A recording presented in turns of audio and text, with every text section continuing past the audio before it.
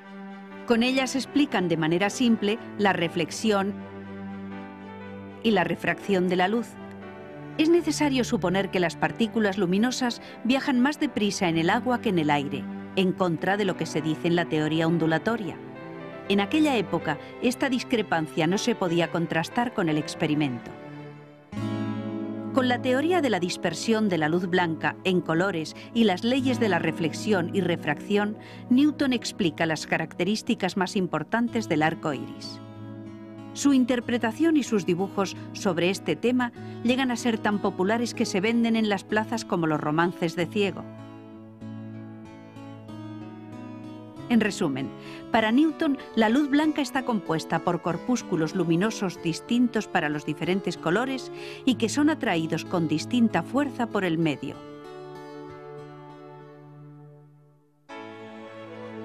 Debido a la gran autoridad de Newton y al éxito de su mecánica celeste, durante más de 100 años su imagen y su obra dominaron las ideas sobre la naturaleza de la luz.